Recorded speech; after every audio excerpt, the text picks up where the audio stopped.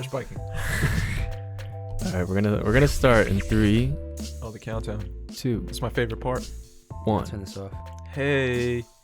Oh. Danny Blanda is on our show. What's going on, guys? Welcome to the You Are Here podcast. This is episode 29 of the podcast.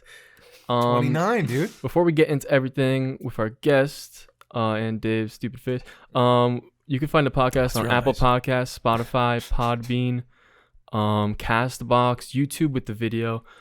Basically anywhere you can find podcasts. Also, if you can drop a like, comment, subscribe, whatever you do on those platforms, it helps us out a lot. Huge. Leave a review.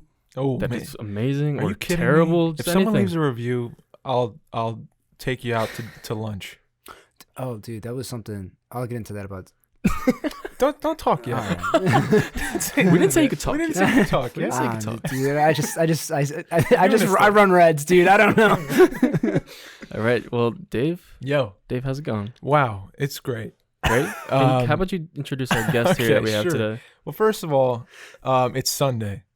This is a new You Are Here experience for both of us, right? Twins, dude, twinning. I don't want to be your twin. I'm the better What? twin. All right. So, we have a guest. Yeah, fuck. We have a guest today. Our guest is a close friend of mine, a brother. Some would say. I would say, not some. He is an emerging playwright. I want to say, an incredible actor, and just a really, really great person to sit down and have a conversation with that I wanted you to talk to. And then I'm really glad you said yes to coming out here tonight. Hell yeah. Today. Thank you.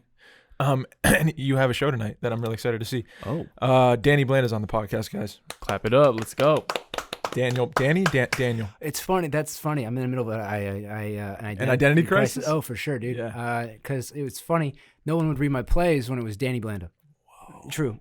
So I started switching and submitting plays under the name Daniel Blanda, and all of a sudden the same play with no changes was getting read. Wow. But now I submitted and I got accepted to the one that I actually I'm doing tonight. So I had a reading yesterday. And Under today. Daniel.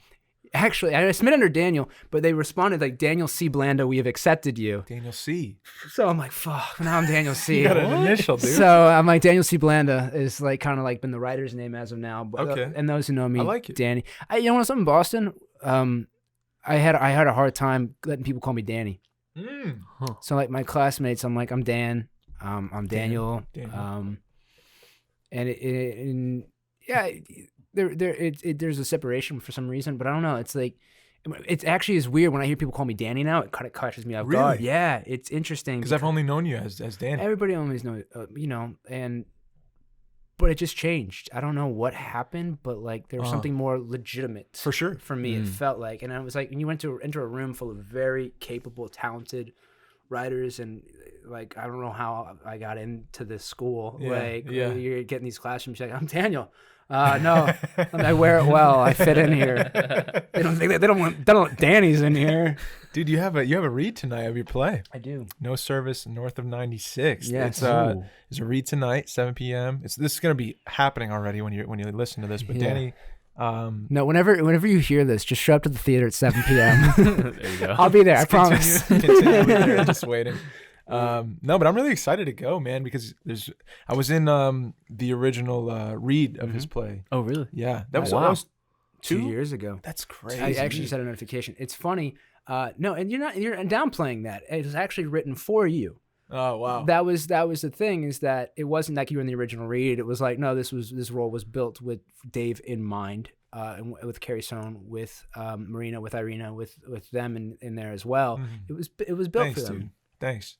That's really nice of you to say that. So, but now we've given your part to somebody else. Yeah. So So it got dished off. Gave it up. Yeah. It was a scheduling conflict, and he's probably better for it. And He's not. Oh. Anyway. No, I'm not saying. But for the record, it was like this was an equity showcase, and they had to have everybody audition and come back into Yeah. it. And I didn't have a say in any casting, but I could put their names in the bucket for contention. Okay. I thought we were filming our film beginning of August. Got you. Got changed a bit. But I had no say. And I kind of say as a writer, from that perspective, I'm kind of thankful for, because I like having other people take on the roles. Because when you have a good actor taking on a role that was written for them, you're like, well, it works great. It works perfectly. But does it work with somebody else? Can somebody else pick it up? Man, this is really cool to talk about. Yeah. I think the really, really fucking cool. I don't even know where to start with you, bro. Honestly, like that's like there's a lot I want to get to. Before we get into it, Michael. Yeah. Oh. Jay Nowicki. Jay. Yeah. Okay. How was your week? Oh wow, dude! This is a first. How was your week, dude? This is a first, man. I always wanted you to ask me this, dude, but honestly, not that much has happened. Not gonna lie, it's been pretty boring. That was me. That was you. I was wondering who it was because I put mine on silent. We looked at each other and I'm like, not me. It was a standoff, dude. Yeah. Dude, I've been good. It's been just work. But you have more time now on your hands, no? Little bit. Yeah. Little bit. Music, so I'm trying to figure out what to do. I've been pretty lazy. I'm not gonna lie. Hey, man. Yeah. Listen, you're allowed to be lazy sometimes. You're right. It's okay. You're right. It's okay. Do you beat yourself up when you're lazy? Well, you say lazy, so that's kind of beating yourself up. Not really. No. Is it negative? Is lazy negative? Maybe in my fucked up head, it's negative. Come on. I agree with you. Right? It might be, the word lazy. The word lazy. You know, it's funny. I'll give. Sam said this on your podcast last time. She like rewards herself, like she talks to herself in a positive way. Yeah. And I thought that was really cool. Yeah. That is cool. That she was like, no, I earned it today. I earned to be sleeping in. You know, like when it's like you've earned. It's lazy is a harsh word though. Yeah. There's a negative connotation. Relaxing. I guess for me, I'm just like I don't know. Put on like a movie or do just sit down. You're doing something. I'm gonna be lazy. Yeah. And I'm like, whatever. Any good movie? What did I watch? I watched I forgot the name, but it wasn't that good. Really? I forgot what it was. It was I think it's called First Love something. Wasn't that good. Memorable. So yeah, not memorable. First Love something. Yeah, I'm just Meanwhile, chilling. Somebody's man. listening, going, "Damn it, that was my best work." Yeah. But yeah, I'm just chilling, man. Yeah. Trying to figure out what to do at this time. Yeah. I think. Yeah. How's your week, dude? It's been good so far. It's been good. The film stuff's coming along. Yeah, man. I work out pretty regularly, and I've been dieting very well. That's what I gotta do. So I've been getting good about that. That's what I gotta do. And I've lost like a good amount of weight so far, a really good amount of weight so far, and I'm feeling better, like energy wise. I'm getting my energy back from the food I'm eating, and I don't know. I'm feeling better, but my knees, bro. I run a lot. Oh, I'm starting to realize like I can't just go fucking crazy like when I was like 21 and just run all day. Like I can't do it. Big Dave. I got braces. Do you? Knee braces. Yeah, I ran I was training for a half marathon. Oh wow. The Brooklyn half marathon, which was the most boring one of my life, dude. Really? Dude, I'm not the biggest Brooklyn fan. How dare you, bro? But dude, it's like they also like made it the most boring race possible because it was just on the road. But then instead of like being a cool turn, where we go down to Coney Island or something, they just looped it, so you got to run the same road back. Oh, no. So, and it was the rock and roll thing, which is supposed to be great, but you know the way it works is that there's supposed to be all these bands set up along the way. You listen as you run. But there was like polka bands and stuff like that. There wasn't any rock and roll stuff. And like I went, I call my Uncle Buck, but he's really my dad's best friend. And we were drinking, and he dared me to do it with him. And he's like, "Man, these things are awesome. I go from city to city." He goes from Washington, he does it in Tampa, and he does it. And we both finished the half marathon. He goes, "That was the most boring shit I've ever run in my entire life." I want to do a marathon, man. Or Not a marathon. I can't do a marathon, dude. I'll do a half. I want to do a half. Marathon? How long's half? 12. 13.1. I could do that. That's possible. Yeah. I could do that. Yeah. It's hard. It sucked. I don't think I ran for another year after it. Really? Wow. You were done? I was training for it, but I had to get braces. Yeah. Because Word. my mind started popping, and all of a sudden I was running one day. You felt it pop? I just felt I could feel like it would just hurt. Yes, So dude. and I had blown up my knees from hockey so many times that I was like, so I was like running with this, and all of a sudden I realized my other knee started acting up. So but I only had one knee brace. So I would just decide on the day which day one is it? which one's hurt more. All right, I guess my left is gonna be my left. My right's gonna. I don't know why when you said braces, I thought teeth. Teeth. I'm like, your teeth look fine. Yeah, that's how I run. I had to get braces for this. I was like, what, you grinding? I had to get Like, braces, dude. No, man, that's what's funny. like your regular run? So I'll do 3 miles usually in about 22 minutes and 15 seconds. That's good pace. That's yeah. good. Yeah, I try to keep the pace high the whole time. Uh-huh. But and it feels good. Like I feel like that's why I feel like I could run for a really long fucking time. As I train pretty hard. But My fucking knees, man. When I started feeling a little bit like I'm playing basketball a lot more, I started to feel like a little twinge in my knee, and I'm like, dude, please, like, don't. Do you not my knees? Not treadmill? my knees. Yes, treadmill. Isn't treadmill like not that good for knees? Nothing is really good for it. Like, should not be running. The ones that we should not be running. What about that? Like that? Those are fine. What are they called? I don't know, dude. It's not Peloton, like army right? tank, it's like fucking. it's like an arch, right? And in the friction of you actually running is what pushes the thing. It's not like a motor. I don't know. The treadmill sucks, but that's what I do. That's what I use. Dude, so I had to switch it up. In my prime, I used to do like 5-6 miles. Yeah. Like me too. I think like for soccer something. Dude, no, this was like a couple months ago. You were in your prime a couple months ago? Like for running. He's a young That buck. definitely wasn't actually. That wasn't my prime. I gotta get back into prime, dude. Yeah. I feel like I'm at that age. Let's tone the fuck up together, bro. For that game. I have a film in mind for like my prime. Always had a thing. Oh, yeah. Dude, I love asking that. When I got in a serious relationship, I put on so much fucking weight. Dude, it always fucking happens. I'll never forget this. Within the same week, I'm gonna call them out on this one. Because I noticed this show does a lot of shout-outs. That's so funny. Yeah. Shout out whoever you want. I put on some weight when I got in a serious relationship, and it was back in Brooklyn. And in the same week, Andrea, who you talked about last week, and Inez walked up to me, and I had a little pudge, and they shook it. And they were like, no, nothing worse. And they were like, what happened? You used to be so pretty. Andrea said that, and I was like, oh, well, this is it now. Dude. I remember that happened. Were you like, I'm going to go jump off the bridge? I've held on to that, clearly. No, I just remember. That has not left me. But I just remember, like, I was like, but I just stopped because I was always working out and always working. But I was finally in a healthy, happy relationship in my life. You relaxed. So I was like, I'm good. Yeah. I was like, fuck for that. what?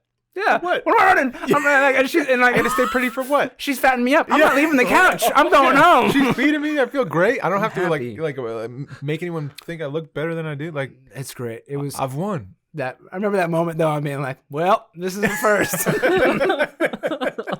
I know. I used to look at my grandfather. He's got like a nice big belly. I was like, never, dude, never. Man. That always happened to me for relationships. Yeah, you gotta be careful, always, man. If that's something that's important, you gotta be careful. Yeah. This is not because you're eating a lot. Dude. You're going out a lot. This was in Astoria, dude. Astoria, I was eating you have so much good food in Astoria. It was so much cheaper than Manhattan too, and you know we were. You got so much good food everywhere now.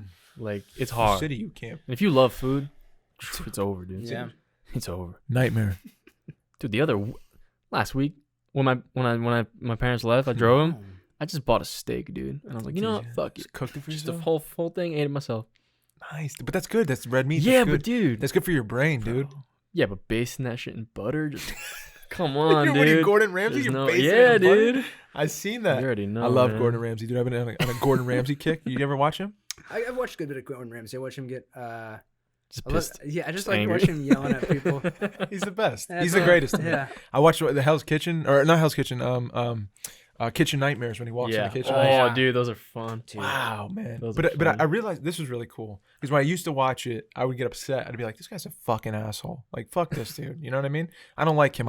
Right. Now I watch it and I'm like, there's something about what he's doing he's so passionate about his food, about food in general and service to people. Right. Through the craft of cooking. Yeah. That if there is something off in that process, he's gonna call it out. Well, and that's what you pay him to do too. Right. Yes, he's an entertainer, but at the same time, he like him and Anthony Bourdain's like kind of the same way. Right, dude. Right, yeah. He was the greatest. Yeah, Bourdain was the shit. Fucking rest in peace. I remember this. He would call out bullshit so fast. Oh yeah. There was this episode of No Reservations. No Reservations. Yeah, it's on Netflix. You can see it. Go to the Sicily episode. On the Sicily episode, they're like, you know, because he's like, how do you get the food? Where he goes, like, oh, it's all organic. We go home, we go fishing for it. And he's like, great. And they're going out to a spot, and he's a smart guy. He's like, you fish out here? He's like, oh yeah, dude, it's down there. I remember this shit. So he dives down.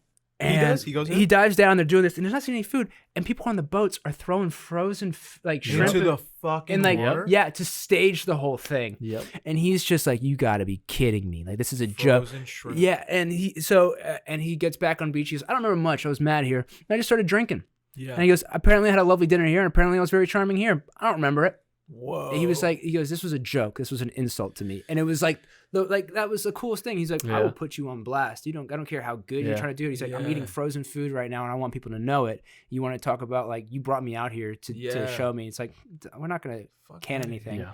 But it's robbery. That's robbery. It absolutely is. That's robbery. You're selling something that promises fresh quality or organic ingredients, whatever, and you're selling a frozen product. Yeah. So Especially if you're bringing him onto it, it's like you're putting that on his name. You know, I get it. He's a journalist. I get it. I respect he's that. A food journalist. It's not like he's just like a reality show. He's not like some TV. Yeah. He became famous for his books on writing about food. Right. Books on writing about food. Books on food. Yep. But the dude is just Dude, did you see the Jersey episode? No. That shit's like, it's just so like, I don't know. It's very just like cozy. Really? Yeah. It feels great. Because he grew up there. He did in Jersey? Yeah. Yeah. Bourdain? Yep. What? Dude, I'm telling you, everyone's from Jersey. You know yeah. So many like big people. It all starts there. And then they all left. I don't know what happened. Yeah. Who's that? I guess that's where you start. There you go, boy. No idea. Hoboken, New Big Jersey. Sinatra, Come on. I'm kidding. Come on. Danny, so you're from such a cool Yeah, where transition. are you from? Oh, so Danny, by the way, sorry. Where are you from, dude? I grew up in Alpharetta, Georgia, which is just north of Atlanta. And on a farm, country boy. Yeah, that's it. No. Yeah, the least southern motherfucker you'll ever meet. Like they didn't want me. This is funny. I thought you were from Boston. That's what I just thought. I actually was always told I had a kind of more Boston. It's funny because my mom and dad. My mom was from Jersey. From Maplewood, and my dad was from Old Tappan, Jersey. But my dad moved down to Florida when he was younger. So I was raised in. So you got ties. I got ties. Oh yeah, big ties. Yeah. I still have family here. My cousins. I have cousins in Jersey. Shout out. Yeah. God, they showed us so many shout outs. We shouted out. You see your name? Shout out. Shout out. Yeah, shout out. I was cracking up. Shout out. So like I was always, this has kind of always been my accent. I also think I deliberately like square. I said the word square with a southern accent, like an idiot. Like I don't Square. because we're dancing, square dancing down south. I don't know, square dancing. But like Atlanta was just like and we say Atlanta. It was in North. It was Alpharetta, which is on like a list of like top 5 places to raise a family in the country. Oh wow. My neighborhood. It was a nice home. It's interesting because it's funny. My fiance, her and I, Chelsea. Shout out, Chelsea. Soon to be Blanda. So, love you, girl. She and I grew up 15 minutes apart in the same town, but we didn't meet until college. Right. Yeah. Wow. So it's interesting because my family no longer lives in that town, but I still go back. Man. Yeah, there's a play. Yeah. They go back to. We go back to Chelsea's folks a lot down. We get down south. We go down to folks. The good people. Square dance. But you'll see my town. I'll have a different lens because my family's not there anymore, and so much money has come into that area. Okay. So my neighborhood was probably from like the 150s to like 300s growing up. It's now in the 700,000 or 800,000. Oh wow. It's like Came up. skyrocketed because there's like an open like you go there. There's a Tesla dealership in town. There's an outdoor Mac store. Like there's just so much money. I think a lot has to do with the film industry moving down to Atlanta. Holy shit. Yeah, but the suburbs, it's just stupid. How far away from Atlanta? 25-30 minutes. Oh, so you're right there. Yeah. So you should say Atlanta, but it's Alpharetta. But some people are like, oh, I know Alpharetta. It's right next to Roswell. And I'm like, it is. It's like, yeah, I've met a lot of people I hate from that area. You're like, yeah. Nice. Probably know. Have you ever been to Georgia? I always wanted to. I passed through. Nobody's ever wanted to go to Georgia. Do you really? After a baby driver, I wanted to go to Atlanta. Yeah. I've had a cool fucking experience there. What'd you have in Atlanta? I drove from Jersey to Mississippi, but I went through Georgia. Okay. Dude, just caught Georgia. We were on like me and Carl. Shout out Carl Fernandez. I think we were on like a 13-hour out of our 15-hour drive, and we hadn't eaten all day. I was dying. It was like 9 o'clock at night. Where'd you go? Trenton, Georgia. I'm sure it exists, dude. It was like traveling back in time. Yeah, it is. It was fucking. So we pull up in this. There's this one barbecue spot with like the lights still on, and I'm like, all right, let's just try. We run in there. This fucking incredible woman is at the counter, and she's like, y'all here for, just 2 of y'all? I was like, yeah, 100%. And so she seats us down. I'm like, dude, they're gonna close in like 30 minutes. Like we're fucked. Never met nicer people in my life. Oh yeah. Never. The kitchen. This is how weird it was. I think they picked up on our accent quick, obviously. And it was like a smirk, like, oh, so these are y'all menus. Where you want some water? And we said, yeah, sure, or something like that, something along those lines. And it was like a side eye, and like a runoff. And then they're in the kitchen like talking, and they're peeking out of the kitchen and talking more. And I'm like, they're gonna kick us out. Like they're gonna kidnap you. Something's up. Something is up. We're getting robbed. Have you seen My Cousin Vinny? Yes. I don't like this. But they all came out of the kitchen one by one, as if we were like zoo animals, and just wanted to like talk to us and see where we were from. But like it was the nicest shit I've ever experienced in my life. And they were just like, so you're from Jersey? What are you guys doing down here? Like, we're like going to a film festival. A film festival? What are you filmmakers? When did you do this? I want to say 2017, fall of 2017. This was recent then. Yeah. I didn't know you were going down that neck of the woods. Yeah, dude. And it was really cool. And they were like, we go to the Bluffs. You guys should come with us to the Bluffs tonight, and we're gonna drink. And I didn't even know what a bluff was. Yeah. What is a bluff? I don't really know. I'm not that southern. They said it was like a cliff, like a clearing. Oh yeah, it's just that's what my brain went to. It's that usually doesn't just sound too good. Just, They just drink and listen to country music. There's like, usually a cross and some hoods. No, I'm kidding. There's just a bunch of country women drinking on bluffs, dude. No, I don't. I want to actually hang don't out. I don't hear like, I bluffs, can't. smoke I gotta go. Granted, I grew up in a part of like bonfires, but we had a lot of bonfires. That was, we just did that. That was honestly. I have this fantasy about like living in Georgia for like a few months, like doing bonfires and hanging out, drinking. Like, I think there's a good chance I'm gonna end up back down there. That's what I did here, though. What? Bonfires and drinking.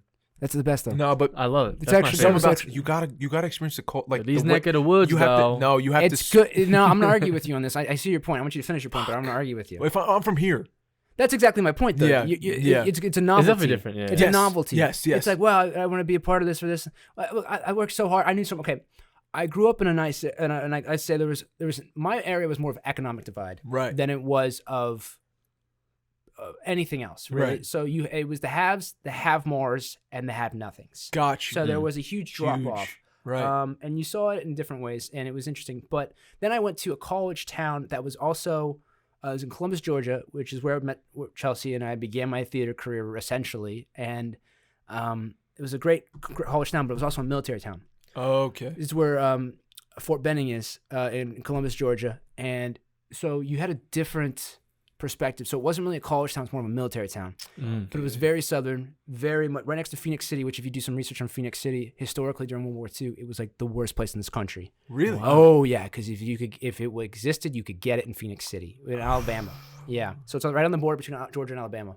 And we had I really love that town, but like that was like, dude, this is the billboards. Like billboards would be like, and I used to joke about this, but it was true. They'd be like obesity ads. It's like it's hard to be a little girl when you're not, and it like and it would be sponsored by the First Baptist Church. Oh, so you see crazy shit like that that you're like this isn't okay. And then it was also, dude, that town is crazy because the story goes that during the Olympics happened in '96 in Atlanta, they want to clean up the area. So what do? They were busing all the project homes people down to Columbus and putting them up in like one-way tickets and building projects, and it's because they want to make Atlanta look really good for the Olympics. Wow! So it's an interesting area. So you're like, I don't know. That's probably around all the world, but like that's kind of like what I love Columbus and I love that, but at the same time, like that's something that for a long time I didn't want to go back to, right? Because I didn't appreciate it. I think, yeah. But again, it'd be novelty. I think for you, it'd be like, oh, this is really great. I'm really happy. But you're like, there's a timer. I gotta go. Right. 3 months. Yeah. I feel like that's Cap the sweet out. spot. Yeah. Yeah. But no, because in Southern hospitality, like that's a thing. That's a thing, right? Yeah. I hold a lot of doors. yeah, for sure. But like you're greeted. Yeah. Here you're not. It's very rare, unless you're being served by somebody. You're right. That you're being greeted. And if you're standing on a deli counter with somebody, in the city, it's like I'm pulling out my phone right away. I don't want to make eye contact for sure. I don't want to ever kind of have any kind of communications with this person. And sometimes I like find myself like doing that, just trying to see if like that person wants to communicate at all. And they couldn't be farther away from that. Like they don't want it. But down south, I feel like it's everywhere you go, you get a hello and like eye contact. You do. I feel like down there, they're still ringing doorbells. You know what I mean? I feel like they leave their doors open. You know what I mean? No, absolutely not. No? No, probably not that. But Especially people in are still Columbus. ringing doorbells, I think. thinking of Columbus, Pleasantville. Georgia, I think had like the highest breaking and entering percentage in the country. Like they're not ringing the doorbells. No. Maybe that's a mistake. No, there are places you can go Right. that you'll obviously have that, but like I'm gonna find that town, dude. Trenton, Georgia. I'm coming back. Coming back. Don't. Dude, once you go to New Hope, I'm telling you. You get so No, bored. no. They're gonna be like, Telling you. filmmaker. Well, we have a camera here. Why don't you do something with this? We've got one camera in the whole No, town. I really love. I have a lot of love for Georgia. I didn't have a lot of love for Georgia. Gotcha. I really didn't. I do again. Yeah. And I think that's me also realizing I'm probably gonna end up back down in Georgia at some point. Ooh, So it's there like, you go. Raise a family. yeah, I think that's the way it goes because we were those chapters in life where we Yeah. wanted to Yeah. go like Yeah. I want to be in this next step, and it's like, do sure. I really want to raise a family away from family? That's very difficult. Yeah, it's Um, tough. It's tough. Atlanta's amazing actually. Atlanta's a really cool city. Yeah, I've never been, man. I want to go. Yeah. Atlanta's not a live-in city though. Really? No, it just became recently. And that's kind of what brought me up north is that like for acting and stuff like that. When I was still doing that, they We met. We can get into this. Well, yeah, Yeah. they were still casting out of New York and L.A. Got you. So they would be filming a lot in Atlanta, Yeah. but they still cast Cast out out of New York and Yeah, LA. so I would get a lot of auditions, like I told you, but it was Self tape. Yeah, Or you'd all have the to time. shoot up? Or no? Both of the whole time I'd go there. Yeah. Wow. Yeah. So but now it's different. But people didn't live there. You lived north or around, or you lived in south in Atlanta. You didn't really live in Atlanta. It's not a Got living you. city. Got And you. there's not public transit besides Oh, MARTA, shit. which is Okay. no, it's all cars, dude. Traffic Word. sucks. What's like the main attraction of Atlanta? You know? Ooh, I feel like World, there's World of Sunshine Coke. State. You got the Clubs, Georgia Aquarium. strip club. You Georgia got- Aquarium. Oh yeah, strip clubs. Oh my Yeah. god. I've not stepped foot in Georgia's. I stepped in Careful. one in Columbus, and We gotta edit that. We gotta edit that. Why do you gotta edit that? Chelsea didn't know hey that. man, years ago. You gotta edit that. Well, Chelsea knows. Okay. Chelsea knows the story. Okay. Okay. It's a funny story. Just looking out for we weren't dating there, and actually, oh my god, we went with all of my gay friends, and they were amazing. And they were like dancing with them the entire Oh, time, so they would come wow, over and hang wow. out. It was like a performance. We can probably cut this. This is terrible, but it was a great night. It was a good night. We'll cut that. Awesome. It gives me kind of vibes. We gotta start it over. So, Danny, where are you from? No. The other I think like a couple months ago I went to Portland Yeah. to visit my I buddy. want to go to Portland so bad. Visit my buddy Eric. Shout out Eric abroad. Shout out. We had him on Eric the podcast. Brown. Yeah, he was on the when podcast. I was in Japan. Shout out. Shout out. But, Yeah, dude, whisper it. So Portland's Portland weird. Portland is weird, dude. Is it? Very strange? Strange. In How what way? strange. Yeah. Just like there's something about the people Yeah. that it's such a mix of just like these college kids and like the weirdest like homeless people in New York. There's nothing compared. Like Really? these people are weird and they'll come up to you and talk to you like all day. Oh fuck. You gotta be like, all right, I gotta go. You gotta field them. Yeah. You gotta definitely like walk the other way. But they have so many things going on, so many bars, so many different spots, stores and stuff, and the weed and everything. Obviously, Yeah, it's like yeah. people are going crazy. You know what I mean? Right. It's like you just smell it in the city. But me and my buddy, he took me to the countryside. Oh. We drove There's a like 2 countryside. hours, dude. There's always There's mountains, dude, Mount Hood. There's a lot of shit. Yeah. We went to Coyote Peak, or around there. Dude, you start going into the like more country area. Like this is like RVs as Right. houses Right, and like right. little communities of RVs and shit. And we just kept going, and it was beautiful, man. Like I took a lot of pictures on. I remember the Yeah, pictures. dude, it's so beautiful. And just going to like, there's no cell phone service. There's no nothing. Yeah. You know, you're going and like Oh, that sounds we so stopped. We fucking stopped in a beautiful. town, dude. We stopped in a little town, Uh-huh. and we went to this bar. It was like 9:00, and like in a movie when you open the door and everyone looks at you like, what the fuck? Yeah. And I'm like, oh, this is weird. But we walked in, we sat down, Yeah. and like I don't know, it's just such like a cozy, like that homey feel. Yeah. I feel like the similar yeah, thing you were saying. yeah. What is that like? What is that though? Because we were talking about it in the car though about that other way of kind of living. I think it's like that other side of what the way we live kind of Yeah. like kind of I live in a crowded city. I'd love to be in the country Right. around for nobody. There's Right. like that fixation. But once you're on the other side, like I'd love to be in the city. Yeah. around, Yep. It's, Yeah. Yep. Grass is always greener, right? yeah. Yes. Yeah. I think, Why? Is that just human nature? I think you can break it down with like, let's say those people that are living in these more secluded areas. It's like, I think you can break it down to routine, right? Uh-huh. So like you're seeing these people every fucking day. Yep. Johnny's going to the bar. I'm going to the bar with him. I see him every time. What's up, Johnny? getting the Beck's fucking the tall boy or some shit, and like that's every night. Yeah. You know what I mean? Yeah. Nothing changes. It's the same shit. And maybe that one person comes in and is interesting. You've never seen him before. You're like, for what the sure, fuck? man. And then like that gets your mind going. Yeah. You know? Yeah. And let's say us Oh, in, that like could be. some people in the There was a city. big factor of that. Some people in the Trenton, city, you know Georgia. what I mean? It's like you're living that thing, constant thoughts all the time. Yeah. When I'm in the city, dude, I'm like looking around, I'm like, what the fuck? You know what I mean? It sounds crazy. Yeah. So especially to live there. Oh yeah. I remember going back to Columbus. Oof. After Is being Columbus in New York. like busy? Like that kind of. Columbus is a fairly big city. It's really, I really love it. It's beautiful down there, and now I do. You look up, I'm like, oh, I'll never go back to Columbus. But I was down there when I was working with the Drama Bookshop. I was sent down there for a festival where I was working at a theater festival. I was actually just walked by there and it was really sad. Oh god, it crushes me every But time. so I was there, and I was at this festival and I was selling plays and stuff too. And these people coming up to me like where are you from? And I was like, well, I went to school here, but I'm up in New York now. She goes, bet you feel safer back down here. And this is like an old woman in her like 70s. And I was like, no, I actually feel a little safer up there. She goes, why? And why is that? I go, because everybody's got guns down here. And she's like 180 and she goes, if them people want to get guns, they'll get guns. Oh, I believe in my Second Amendment. And walked away. And I was like, what just happened? offended, dude. Oh, yeah. Like there's, yeah. I was out with a buddy at a bar there, and his buddy showed up and he had a gun on his hip. Whoa, and it's like a Yep. public thing. Yep. And I'm not a gun guy. I think it's cool. I have a lot of family with guns, and I don't like guns because my dumb ass will mess up. I know. That's but, how I feel. But he had the gun on his hip, and it's like a public night. There's an outdoor band playing, Yeah. and he was like, "Yep." And this is in Columbus, Georgia. This isn't in like New York. This isn't in like a big. And his buddy looks at him, who's my friend, and he goes, "You brought that here?" And he goes, "Yeah, you never know what could happen." Oh, it's fucking And I'm like, "I'm more nervous of you." for sure. I Yeah. can't be comfortable with you in the room. Right Yeah. So now. Can you imagine? I can't have a beer like hanging out. Yeah. Yeah. Me neither. I can't. If Mike just had a Yeah. Glock on his hip, the whole time I'd be fucking. Well, I was in military parties where people would have like flashbacks and shit and be pulling shit. Yeah. See. That happened in college twice, and a couple of my fraternity brothers were ex soldiers, so they knew what to do. My ass wasn't anywhere near that part. I was like, "Oh, that's out back. I'll be out front. Great. Car." Yeah. There was a guy I was playing football with, and we lost the game.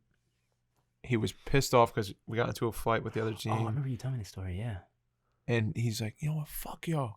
And he starts going over to his bag and rifling through his bag, and he starts pulling out like a pistol. This is in Jersey.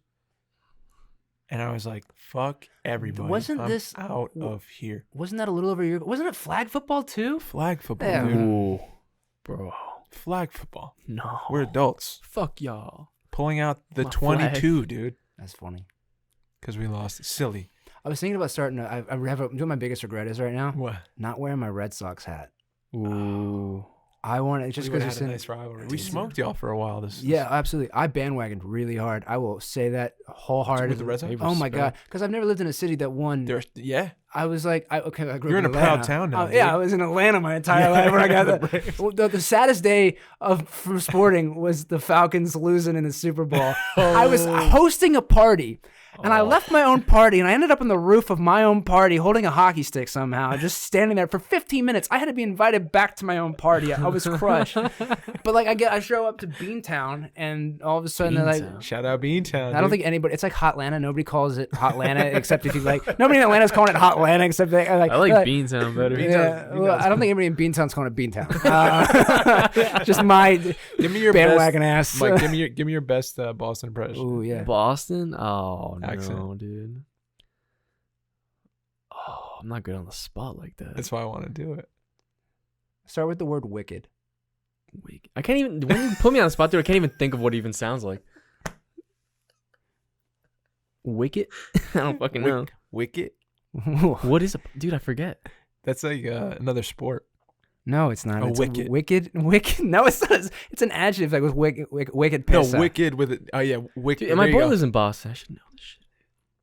Well, this was what the podcast now is. It's a Boston trivia. Welcome to the podcast. Shout out. Park the car.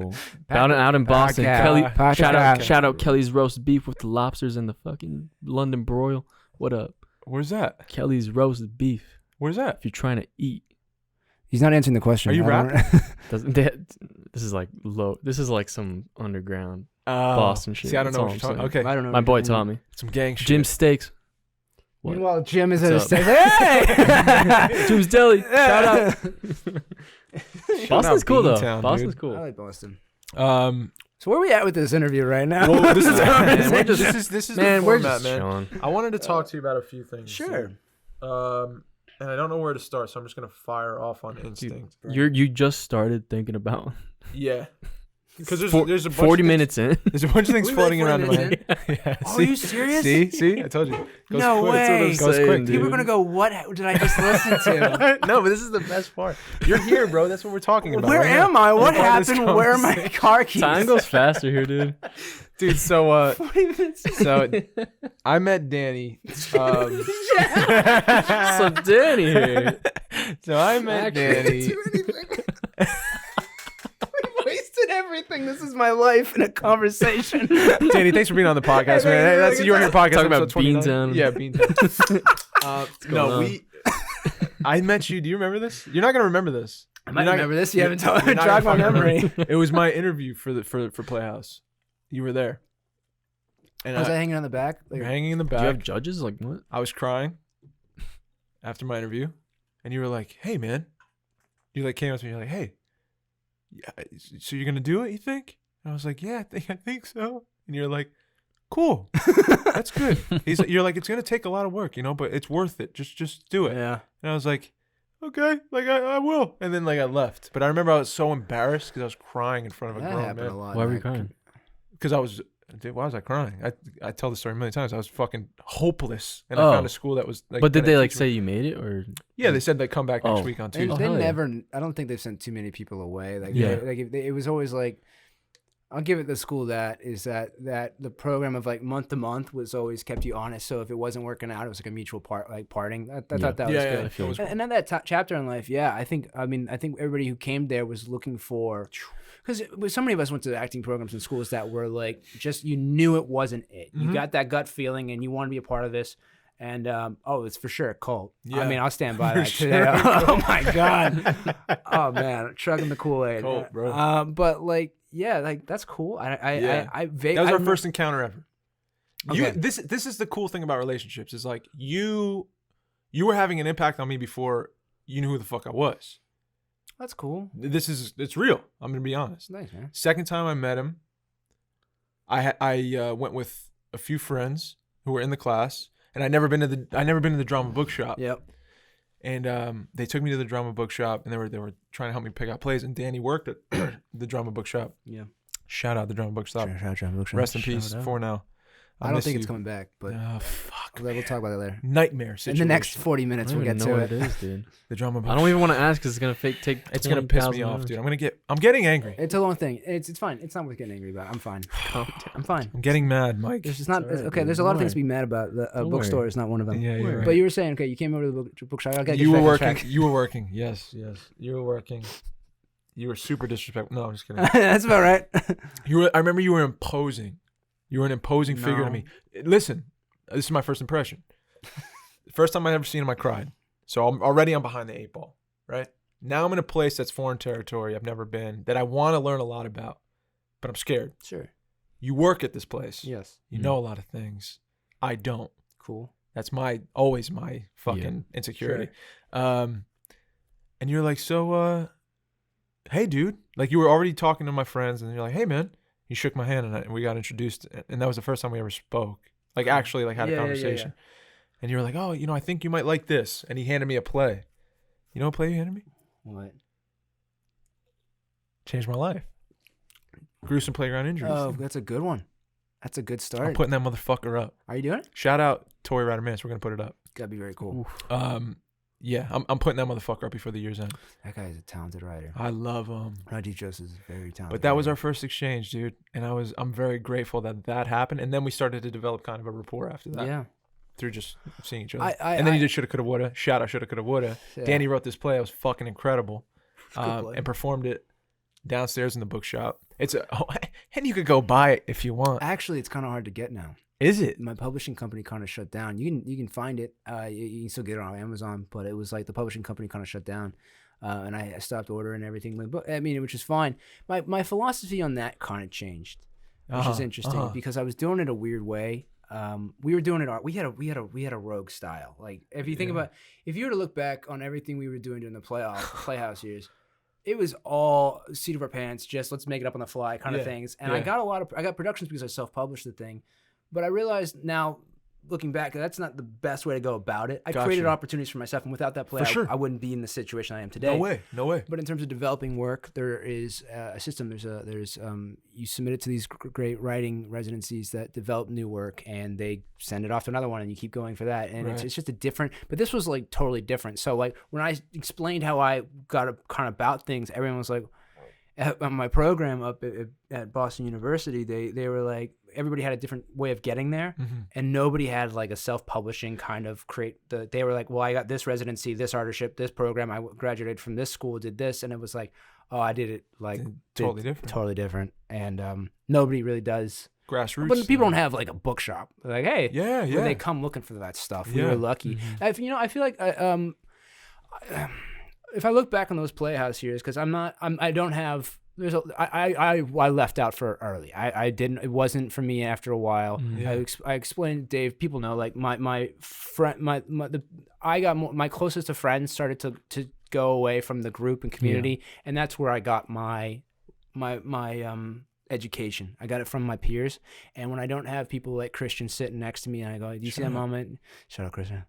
When you don't have those people right next to you, you don't have Christine Miller, you don't have Melina DeMarco, you don't have these people. Shut up. You don't. All of a sudden, it wasn't like the same, and you still had good people that you wanted, but like it just wasn't for me after a while. I was going for something with this. Now what I liked about that chapter and having the bookshop and everything is it gave me an opportunity to be, I think, one of the best versions of a friend in my life. It was pure friendships and pure dynamics. It wasn't like we could call up at a moment's notice and it was like, what are we doing? Oh, man. It was a very pure friendship time, and it taught me how to be a better friend. I felt. For sure, same. And that's cool, and that's what I actually miss most up at Boston. I don't have that closeness. Right. It borderlined on there's other factors at play of that community that were like toxic, and especially when people started dating each other, that became a very toxic thing at times. Like, we're dabbing lines here. Yeah. But all said and done, it really taught me how to be a better friend, I think. Yeah, that's for cool. sure, man. Same. Yeah. Same. I had never been able to be like, first of all, I need help. That was a hard thing to say ever. Yeah. And then I started saying that to people, and they were like, I don't know. You just the relationships, the ones that were like really strongest, with like you can pick up a phone at a moment's notice, and like that person will be there to help you with whatever that they can help you with. Yeah. And you were totally willing, like more so than ever before, to help that person. I just felt like that was a huge takeaway from that community cult. I love that. We call I'll it embrace that full on. Embrace that. No, that's a cult. Drink the Kool-Aid. But so this was really cool. You had acted for a very long time. Yeah. And you were also beginning to write while you were at Playhouse, which is what shoulda, coulda, woulda was. I fell into that role for sure. Yeah. You definitely did. Yeah. I remember it. I remember there was whispers of it everywhere. That Danny's writing something. Yeah. Which is kind of mirroring the group theater. Yeah. That's in a way. fair. Yeah. I'm not trying to say we are, but I'm saying like, I know who the comparison is to right there. And those are some big shoes to fill right there. Yeah, dude. That's really cool. But there was like, you were kind of like a resident. Well, all of a sudden I was doing the 24-hour play festivals we were doing, and then I was working on this, and I was always having new projects. Yep. And then because of that opportunity, we began Not My God, which had so many lives. And shout out Bill, bro. Dude, I think that was another thing that was... Man. So... Mikey doesn't know any of this. So my co-worker of mine, Dr. William Martin, Bill, he was about 78, 79 when I met him. And he was like an old Broadway vet. Like he had been Edward Albee's assistant. He he worked for so many different high-end theater programs. He's actually the version of Sweeney Todd that exists today is because of him. Wow. Because he was the assistant. I'm gonna forget who he's the assistant for. And that's gonna kill me, and I'll remember the minute I leave. But he was the assistant at the time, and they had idea of commissioning someone to do Sweeney Todd, but because it was a play first, and so there was like a number of Sweeney Todd's original scripts that existed, and Bill's job was to pick which of these 3 versions they were going to do, and then they found someone to do it, and it wasn't Stephen Sondheim initially, so they had actually commissioned a different person to do the project. Wow. And they didn't. And then all of a sudden they're sitting there, and Stephen Sondheim came into the office that Bill was working on. I was like, "What are these?" Like, "We're thinking about doing Sweeney Todd as a musical." And he's like, "Oh," he's like, "We're doing this one." And he goes, "Oh," and he's like, "You mind borrow that?" And then he's like, they didn't ask him to do it. He's like, "I want to do the Sweeney Todd project." And so because Bill just had a conversation with Stephen Sondheim when he came into the office, but they never told the other guy that he had lost a job to Stephen Sondheim. And so the guy came back with like 3 different songs, and they were like, "Yeah, we're not going to do your version of Sweeney Todd." And it was there's so many different things, like, wow. Yeah, that guy was a legend. Yeah, Bill, but he also directed a show on Broadway that lasted 2 weeks. It got canceled, and it was nominated for it's called Lieutenant. It was one of the original rock musicals, and it came out at the same time as The Wiz. Oh, wow. And he lost everything. Wow. So he was nominated for Tonys and only had a 2-week run because the show flopped and canceled, but he still got nominated for Tonys. So Bill had a really cool. The stories Bill tells is amazing. I know, dude. But Bill, so Bill agreed to work with us, and Not My God. That's where I met Bill. Yeah, and so so Bill agreed to direct the reading, and also speaking of running marathons, going back to that real quick, Bill's husband has run like 30, 40 marathons. Oh, really? Wow. Oh, yeah. And he sped walked some of them. He was a professional speed walker. Oh fun aside about that. Tom is crazy. Shout out Tom. Shout out Tom. But Bill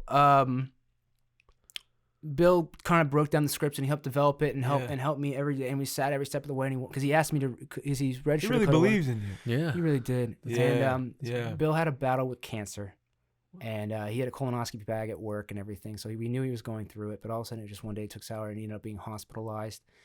And I would go see with him, and I would sit with him, and on the last words before he kind of slipped into a coma. He kind of woke up and he saw me, he smiled, and I'm sitting there with his husband, and the 3 of us are there, and he goes, "Promise me you'll never stop writing." Wow. And he says that, and I leave, and the next day or 2 he slips into a coma, and then I go back to see him because I'm hoping he gets out of the coma, and I'm sitting there in the room, and they're saying there's not much time left, and I was pissed because I was there the time that the doctor said he's gonna have many more months. But then, like, the next day, he slipped into the coma. Yeah. So it was like, okay, you can't. I there's no reason to be mad at that doctor, no reason. But it was a very problematic thing. So it's me, his husband Tom, and Bill in the room. Bill's in the coma. They've pulled the feeding tube and everything, and so they're not long. I'm in there, and all of a sudden, I'm talking to Tom.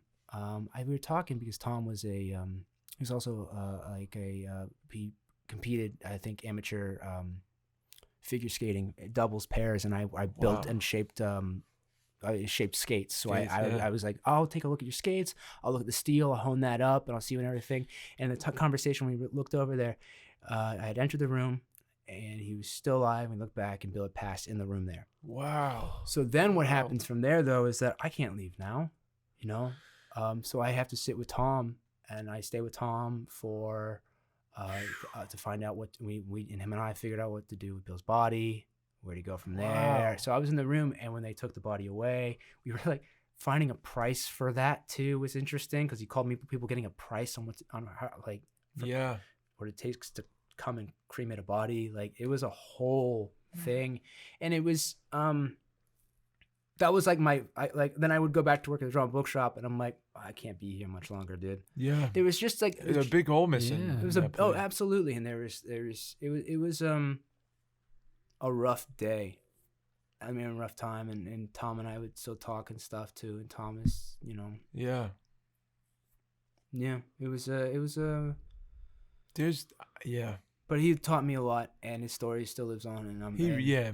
Well, it's the place dedicated, not my no service north of 96. It says on the opening page, it says in memory of Dr. William Martin, I promise to keep writing. So it was like that blew my mind. That was the last conversation. Like he made me promise to him. That's like, wild, man. He was really great.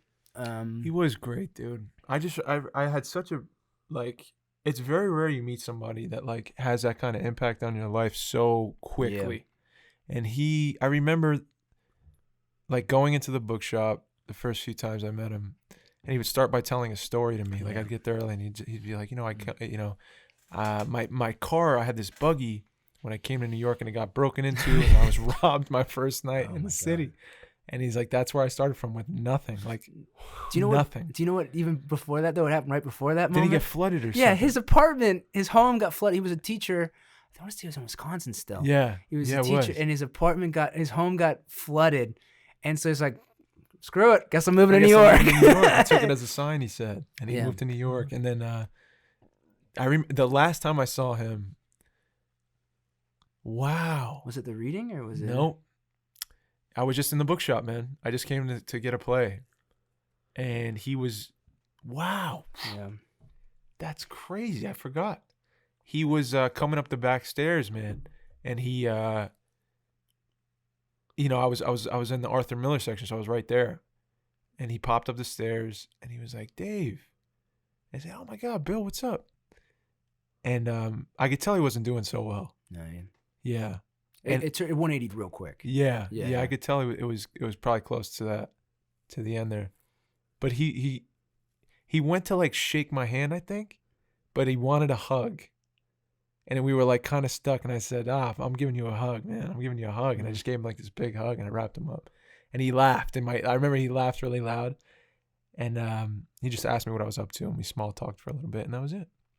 That was the last time I saw Bill. Mm-hmm. It was a really nice ceremony for him at the bookshop after he passed. He was a huge. It's amazing, like the kind of energy that someone could bring into a room full of people. He really does. Yeah. And he brought that to a hub full of people, actors, artists, playwrights. He was a big figure, man. Taught me a lot. Yeah, taught a lot. It's really cool you had him in your life, in that chapter of your life, and then he believed in you so much. That bookshop taught me a lot in general. It was really cool. People like Marcus who he would yell at me all the time. Shout out Marcus. Marcus would yell at me. I remember one time I had an opportunity to get more money, and he goes, you're not going to take that job because you will be throwing your life away. Wow. Like he would say things like to me like that, and he would say it in his like very like I still talk to Marcus all the time. Love him to death. He's in Amsterdam hanging out right now. Oh, there you go. Yeah. I can't picture these people anywhere but the bookshop, man. Oh, they're fixtures, and I think I actually started getting recognized from you're in the bookshop. Yeah, you're the guy from there. It's kind of cool. I mean, everyone went there. You have to imagine, every actor in New York City, every actor, playwright, went there. Yeah, everyone.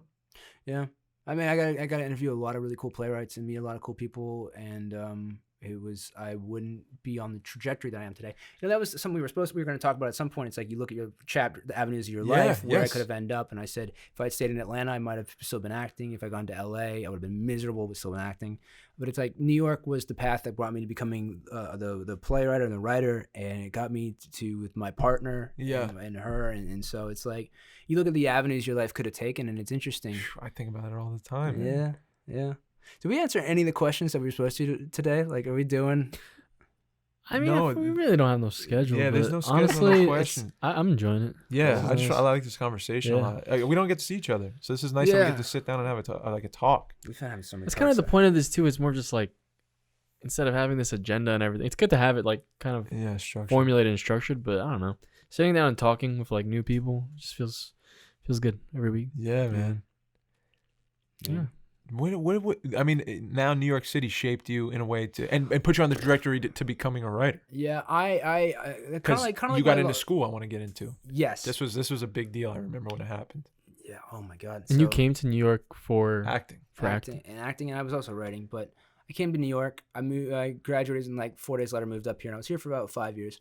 But like so I knew that I had to go, and I knew something had to change, right? I knew that, and so like my fiance when we were just boyfriend girlfriend at the time, so it was also like will you come with me? Will you not come with me? And we're very much like this. And so we were like, she's like, okay, if we're going to leave New York, it's got to be a place that we can go together. And I was like, well, there's a couple universities that will, that are attractive, that will financially also make sense too.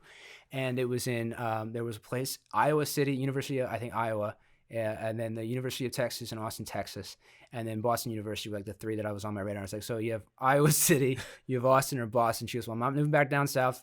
There's no chance that I'm going to Iowa City. Iowa City. Better get into Boston. And so we went up there and we would visit, and I met the artistic director, Kate Snodgrass, who's been the most amazing mentor. Shout out Kate Snodgrass.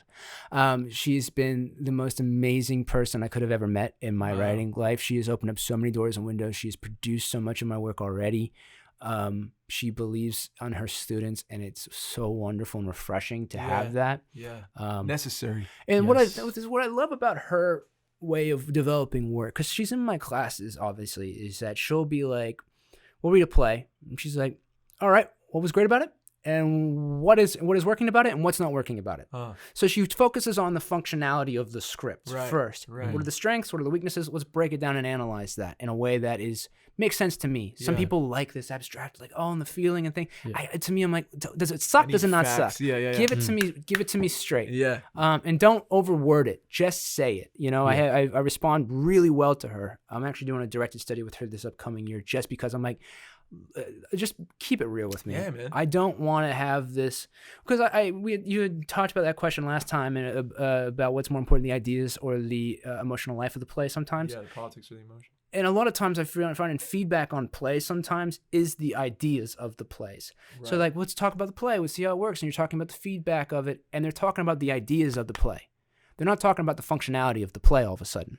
So the ideas can be really strong in the play, but if it's not a strong play, the idea falls flat. Right. So you could have then fuck the idea. And it's also in agreement with an audience that was coming to see it. It's the same mentality. Right. Mm-hmm. So if you and I all agree that robbing a liquor store is a bad thing to do, and you come to the play where it's about the robbing a liquor store, and that's a bad thing to do, and we all leave going, hey, no, not to rob a liquor store. Yeah. We all agree with everybody. Yeah. So, but you're like, was the holding of the gun, was that too much for people? Did that emotionally upset anybody? And you're like, no. You're like, okay, great. But we didn't talk about the functionality of the play. How does the play operate? Yeah. How do we get there? Am I grounded? Am I invested in these people? Is there a change start to finish? Right. Did I get there? You can't argue with ideas. If you, especially on an idea that is universally agreed upon, you can't debate that. So all of a sudden you can't argue if a play is good or not. So you're talking about these films that you go to see, you're like, how does this film win? Yes. It's just got this idea that's not being covered. Yeah. Because you can't argue with that. You can't. Because if you also say that this isn't a good, that this film doesn't deserve to win, you're also kind of not agreeing with the idea, and people are just like, no. You're not saying that, but you're being thrown into the category of a person who would say that. Yes. Right. So it's a tough area. It's like almost like you have to go, but at the same time, to have those bigger conversations, you have to get a bunch of work out there that's not as strong on the subject. Right. Right. So you have to like, hey, we're right now there's a million plays.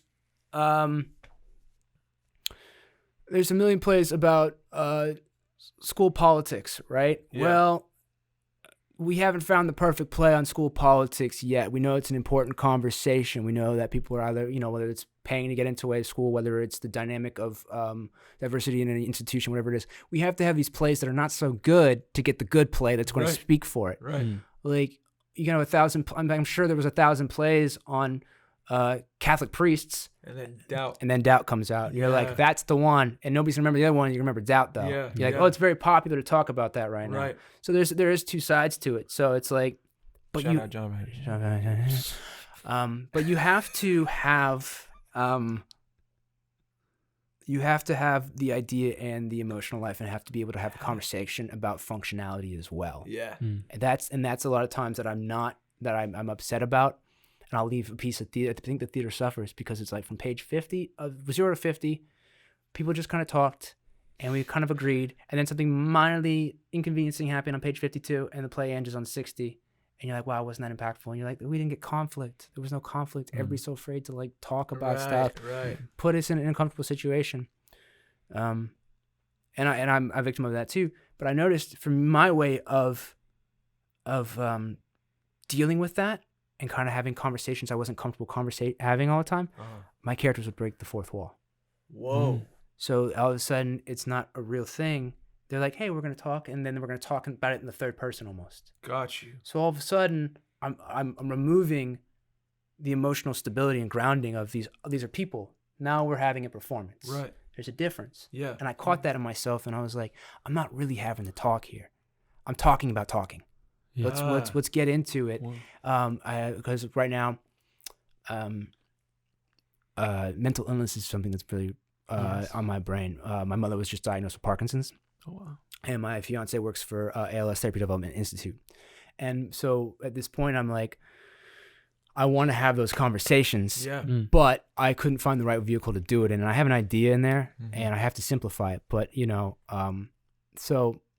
but I have my way of talking about it was stepping out and like talking about the disease, because the idea of the disease was very close to home for me. So I wasn't able to have that conversation fully.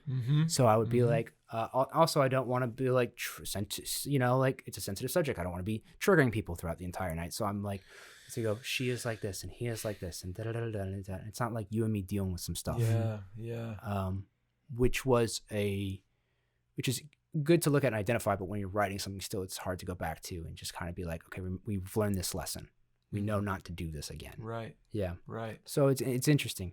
But that being said, though, because of this journey, I've now decided that if any of my work is produced in a full production, I'm donating my earnings to the Michael J. Fox Foundation. Hey, man. Yeah, who I know. Incredible. Eric Lomo always runs the races, and he was talking about it. But like with now, I think that's like my way of being like, because I mean, honestly, I'll find other ways of making money. Yeah, I don't know. I just give it. Honestly, just give it to the foundation. Yeah, that's awesome, dude. Hopefully that's that really happens. incredible. Yeah, I mean, yeah. So that's kind of like been the journey, but like learning that.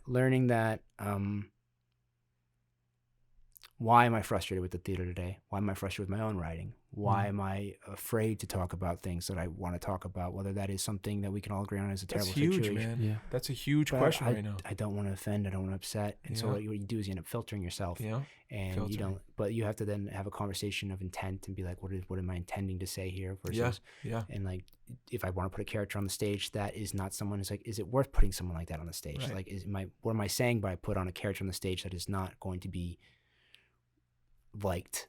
Like if you put a murderer on stage, what does that say? Like what do we need to be showcasing those kind of people? Do we want to humanize those people? Those are the type of people that we should be humanizing. Those are the kind of questions you have to have. Yeah. And it's interesting. And that's been my journey so far. It was a big learning curve because I was like, I felt stifled, but I didn't know why, in terms of like, I want to write, I want to contribute, I want to be, but it's like, well, you got to look about, how do you contribute? How do you have a big conversation for real without it being a lecture, while also not forcing the subject? You don't want to talk to the audience about a subject. You want to show them.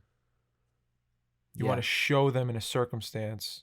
Through a creative circumstance, because you and I know this, and the three of us understand this as creators. Is sometimes like if you have a character come on stage and saying, "The first time I shot her," versus someone shooting, you're gonna have an emotional response there.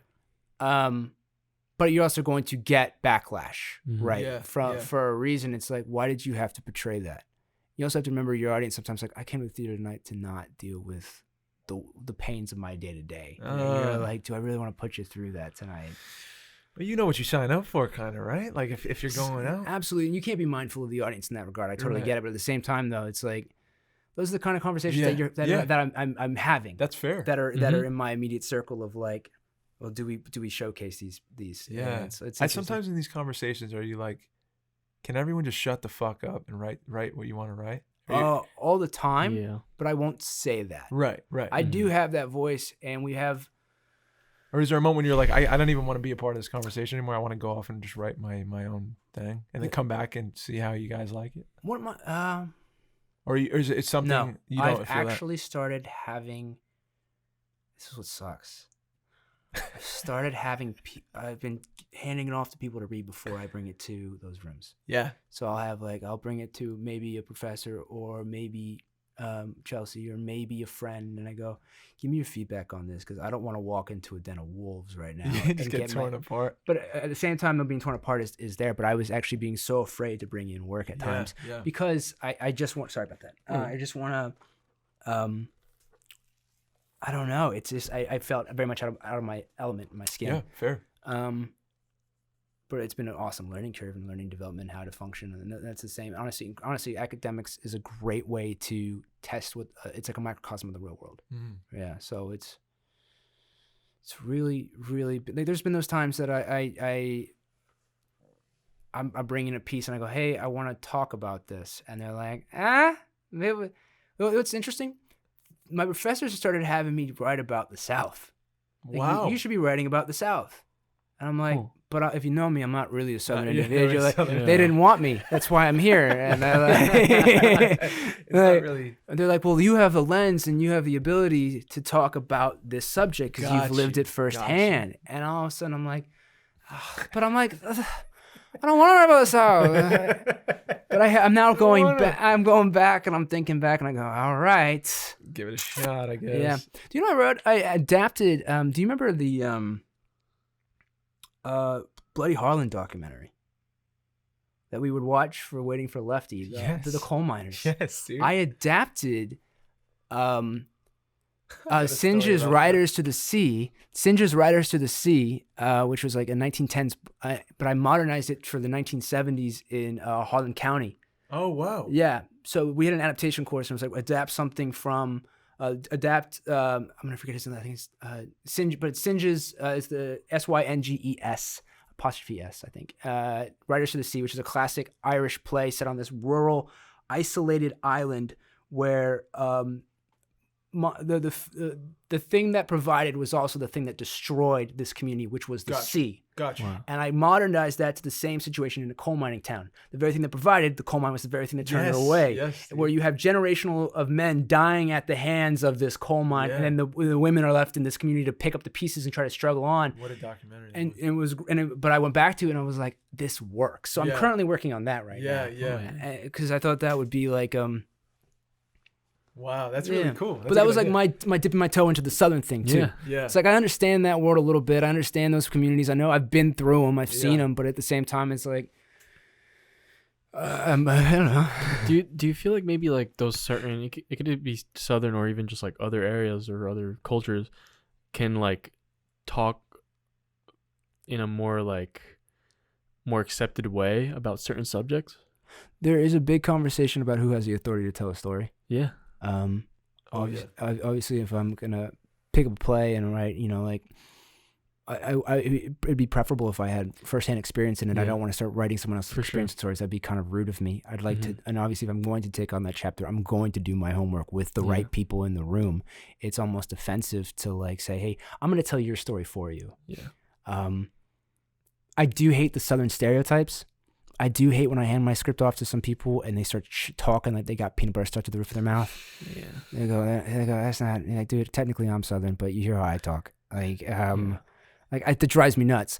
So I've been working on this Southern Baptist church. Cause when I was a kid, I had a really upsetting experience at a church as a kid, and it kind of drove me away from religion. And I was like, so those are moments I can look back on that are specific and personal to me that I can look up and I can put on text. And I look at those moments, and I had these actors reading this room. I have a chorus. I have a whole thing involved in this one. And Tori Radamanis, shout out Tori Radamanis, and my sister Kristen Andre Blanda, shout out. They workshopped this play at a residency I did at Governor's Island, and it was called Scared Children at the time, but now it's like All Our Trespasses. I hate the titles. But it was. Why don't you like it? Oh, they're just bad. It's terrible titles. All I'll do is I'll call Christian. I'll go, yo, dude, how's this as a title? And he's like, what is it? And I'm Scared Children. He's like, it's bullshit. What's it about? And I'll say it to him. He's like, nah, dude, you got to simplify that shit. And I'll be like, all right, dude, like, I don't know. And then he'll be like, and he's like, I got a title for something right now. I go, all right. He goes, I'm not gonna put him on blast. I'm not gonna say his title. But I can't say it to him because I won't call his title. But it's a dope title, and I'm like, damn, dude, that's a dope title. I go, what's it about? He goes, I don't know yet. You got the title. You got the title. You got the title. Like, fuck. Like, but goddamn, you had a cool title. I clocked it as you were talking before. The almost haves, the haves, and the have-nots. Oh, it's the haves, the have-mores, and the have-nots. Yes, that's it. The haves, the have-nots. But then I'm just doing the 3 thing again. Shoulda, coulda, woulda. The have, the have-nots. Not my God. And you're like, wow, there's a cadence in all of his nonsense. No service north of 96. No service north of 96. And it's like, is it a Gerges play? Is it Stephen Adley? No, I'm not that good. That's funny, dude. Yeah, it's funny, the titles, dude. I never would even think of that all the time, dude. I'm a terrible. But sometimes you also like. The title sells. Do you know what the most annoying title is? But it sold so many. This play, and this is kind of like the subject you talk about, is Straight White Men. And it was a play, definitely. And it drove me nuts because you go to fucking title. The title sells so well. Yeah. It's gonna get people in the seats like, well, I want to see the play. But the play, I have my opinions on the play itself, but. You could call that play Christmas Eve. And it's the same. And like, you're like, oh, it's at Christmas. And it's the same thing. But you're like, I'm not going to sell tickets to Christmas Eve. What is it, a family play? No, but you're like Straight White Men. But something like Doubt. You hear Doubt. And like that story, I don't know. It just works. It does, because that's what the play. It's a theme in the entire. It's a theme of the play, the entire thing. Yeah, it's perfect. I finally sat down and watched the movie. I hadn't seen the movie ever. I just seen the play a couple times. And read it through. It's a perfectly written script. It's fucking perfect. You know what's so amazing? When I read the play, I think he didn't do it, but when I watched the movie, I thought he did, and that's how I knew it was really good. Wow, it was like it all. In the movie, I thought he did too. For sure in the movie. Yeah, for sure in the movie. But on the play itself, I really thought that he didn't do it. This is John Patrick Shanley, dude. John Patrick Shanley.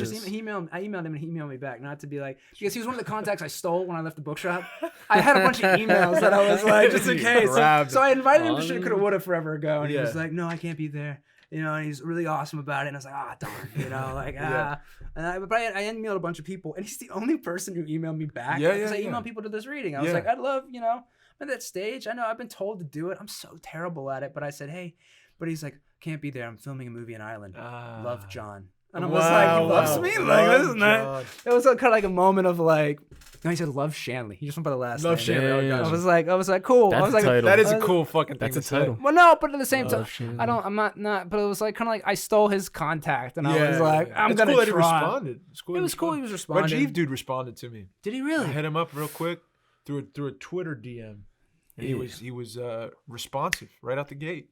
I just followed me back. Real cool guy. There you go. I just met some people that work with him, and because we had a thing in our university, BU sets up so many cool talks, dude. Really? They really do, on some impressive people. The university, going back to school was probably the smartest thing I could have done for my development, just because it got me a better understanding of what I need to do. And honestly, the conflicts I have in terms of developing new work is a wonderful lesson. Yeah. The problems that I've encountered, they're so important to have that because I'm gonna get them down the road. Yeah, it's how do I deal with them now? Yep. And how do I deal them? And honestly, in a university setting, it's magnified. Yeah, yeah. So it's good to deal with. But we were having a talk with some people, and that actually represented him. Oh. And how they didn't know who he was. They was just like, they thought he had this writer on their project. He's like, oh yeah, it's like. He's like, and all of a sudden they tried to sign him, and he had like a crazy team, and they're like, wait, you're a playwright? And he's like, oh yeah, like he was like the coolest guy in the world apparently, and like they didn't know, but he was just writing for like a television show or something and working with this team. Wow. And he was just like, he was just so low key. Nobody knew who he was. Yeah. And all of a sudden I looked up his records, and he was like, he's like the most impressive writer. Like you just fucking love him, dude. He's fucking genius. That play for me is like, I don't know. It's one of my favorite plays of all time. You ever read Bengal Tiger and a Bad Jazz? No. Ooh. No. Dude, the guy can write. Like you look at people like, I want to be like you. Yeah, dude. When I grow up in 2 years. Rajiv, I'm putting up your play. Yeah. I'm gonna call you. I'm gonna get your number and call you. I'll call you. I think that's a perfect role. I love how much you love and talk when you talk about acting. I fucking love it. I know, and it makes me happy. Thanks, dude. It really does. Like, hey, man. That means a lot. Yeah. You always share a genuine thing with me. You've always been like that. You always share a real genuine thing. Do you remember in Lefty when the night? I was gonna bring this up. Go ahead. No, I've talked plenty. You go ahead. Go ahead. No. I want you your to talk. podcast. I want you to talk about it. So we were waiting for Lefty, and I have a question for you to follow up after this, actually. For sure. Where we were doing this play in Brooklyn. You know. And I'm sure it's been talked about on here before. Yeah. I'll summarize to one night. We were in it, and Dummy over here was doing something that, in the world of the play, in the circumstances, Dummy over here was doing something was get a shot. So my dumbass bull rushes him, and I grab him by the shirt, pop him against the wall, knock the air out of him. And don't you have a pin on too? And the pin like cut you or something too? The pin cut me. My cross cut my chest open. He fucking. I bodied him. He bodied me, dude. Go ahead. I'm sorry. No. Go ahead. I hadn't been hit that hard in a long time. I in the circumstances of because that was the night everything went crazy. Oh, that was a dumb night. And I had a fucking chair, and I threw the fucking chair at these people who were like our union bosses, right? And they have guns and shit. But shit was just going fucking bananas. And my sister in the play was getting like pushed around, and so I threw the fucking chair at them, and I wasn't looking to my right. And I felt just a pair of fists like connect to my chest and throw me against the wall, dude. And I just hit the wall, and I couldn't breathe. and it was Danny, and he's in my face. He's like, "What the fuck are you doing? You can't do this. You can't do this. Stop." And I'm like, and that's when I knew I was in too deep. I couldn't fucking breathe for a good 2 minutes, man. I was on stage, just like laying on the stage, like just trying to catch my breath, bro. Knocked. And I was just taking out my demons on him. Wow. Okay, so here's my question. I asked Dario this sometime a couple years ago, because him and I ended up on like on a film set in like the middle of upstate New York. We both ended up there like, oh hey, what are you doing here? Like, I love those moments. So Dario and I, who's also shout out Dario. How many shout outs is that? 50? We should have a shout out counter. Oh my god, bing bing bing. So Dario and I were up there and we were talking about it, and we were driving back because he was Dario's the man, dude. I love him so much. He's got this coolest house up in the Bronx. He's Mr. Bronx. Yeah, he is. He's the definition. Of the and Bronx, we talked about forever about doing a Whitey Bulger thing too. He's so cool, he'd dude. be sick for that. He'd be perfect in that. So Dario and I were talking, and I was like, dude, we were absolutely reckless in those years. And a lot of people were like emotionally we were reckless. Totally. And we were reckless in a way that wasn't professional. That you could get us in an actual set. We weren't functioning. We were like a pack of fucking hyenas, dude. But the problem with Playhouse for me by the end is it was like, well, you're either in or you're out. Like it's kind of like you understand what I'm about. Yeah. Like there was no playing ball. There was no meeting somebody. It was kind of like a director tells you to do something, you tell him to fuck off. Like that was the mentality, which is not how you go through life. Yeah. I had a writing interview for the company called The Immoralists, and they were talking about, and I've been doing this, and they're like, so what do you feel about our director in the room? I go, I want him to stay out of my way. That was the mentality. That was our mentality. And we're shooting ourselves in the foot. That was our mentality. But I asked Dario, so the round one question, I go, would you do that play again? As it was, the way we did it, would you do it again? That's a great question. As wild and as reckless. Where I'm at now in life today. Would you do it then? Probably not, no. That's where I'm at too. He said in a minute. He would pick up that phone in a minute and be there. Would he? He'd drive down from the Bronx. There's something, because I think it has, dude, I just been through so much shit these like past year and a half with the things I've said yes to and had to put myself in. Yeah. And what I put myself through. And on the other side of it, what I received back. The cost of it was so much, dude. We're talking about this in the car. It's very difficult for me to find balance now with the emotional side of the work and the professional side of the work. We're also in different chapters of life. You're married. I'm engaged. It's like we're working for other people. You can't be that center-focused individual artist anymore. Like you can't be like me. You can't think about that I. That's got to be away from your narrative in terms of your career. They always say like, you put your attention on your partner. You do all this stuff in acting, sure. But at the end of the day, it was a solo sport. You know what I mean? You're and you can't be that person healthily. I couldn't do it. Yeah. And you've found a way thus far to do it. Barely, but better than most. Yeah. Better than most, though. So it's. I don't know. It's different. It's just different. You have to have a project that you're invested in and willing to go to those places. Because we're also telling our method is not a healthy one. Well, that's what we were talking about. There's a way to separate. Yes. But our community could not. And if one of them comes up to me and says they can do that, I'm gonna look at you going, "You're a liar. You're an absolute liar. I've seen you." And I always feel like I'm a little outside of that community now. Do you? Yeah. Well, I moved. You actually physically moved. I physically moved. I stopped going to the school, and I kind of. But I was always, up until the end, I was still working and hanging out with people. Yeah. But it wasn't like I wasn't going to the rehearsals every day. I wasn't doing that every day. That wasn't my world anymore. And so I kind of felt like pulled out. But I could call you, like, "Hey, we're doing this project." Yeah. Me and we're doing it, and that felt. But it felt for a little while like I was like, man, especially this past year in Boston, like I don't have people I can sit down and call. Come watch a game with me. Yeah. It's always theater 24/7, and you get burnt out. So you're like, it's too much. When I worked at a bookshop and I read all the time, and all the time I'm like, I can't pick up a book. Oh, I can't watch TV without it being, You're breaking it down. You're thinking of. I'm breaking it structure. Down, or I'm emotionally connecting to a degree I should not be. Oh, really? Oh, yeah. Like I'll watch a TV show. And it's like I'm invested in that world so much that it hurts me. Like 90 Day Fiance, and you and Chelsea are watching it, and you're like invested, dude. I watch a lot of cooking shows because it's like I can't emotionally. Like I'll watch like there was a show like something table, it's the Chef's Table on Netflix. I fucking weep when I watch Chef's Table. I love that. I want to see the meals they're cooking. I want to see that. There's this one, that's blowing glass one that I got hooked onto. Oh, that's a good one. I love competition art shows. I love them. Cooking, because I'm also like I'm invested, but I'm not like. I'm not going to be like, well, I wonder if they're going to get away with murder this episode. I don't need that paranoia.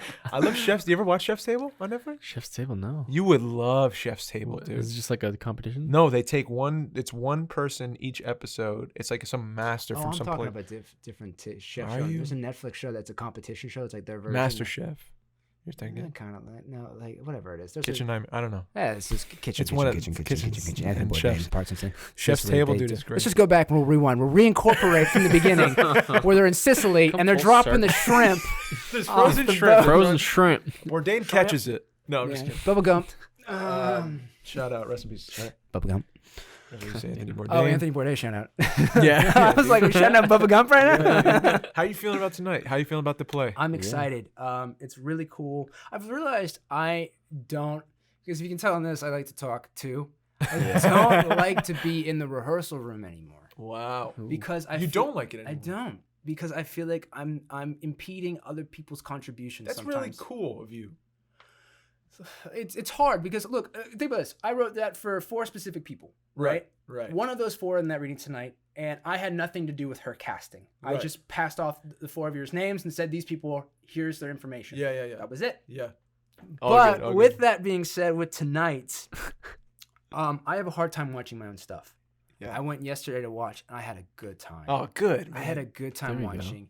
And it's totally different from the one we were working with. Yeah, that's what I'm so excited to see, man. Yeah, and it's like, I didn't get in the way of the rehearsal process. Right. I didn't put my preconceived ideas of how this should go on anything. Kind of like when you walk through a door in a scene. Yeah, you're like, I'm gonna do this. I'm gonna say no expectation. I at all. left it. Yeah, I leave it. You have to, and I have to. For the good and the bad. Yes. And when it pays off, it really pays off. Yes. And I go, yes. And I walked in there and I had a wonderful time. The Triguna Productions, I'll shout out Triguna Productions big time. Shout out. They have been amazing. Andrew, you have been an amazing director. This team, I was so happy to have Irina back. I was so happy to have all the new members who joined the cast.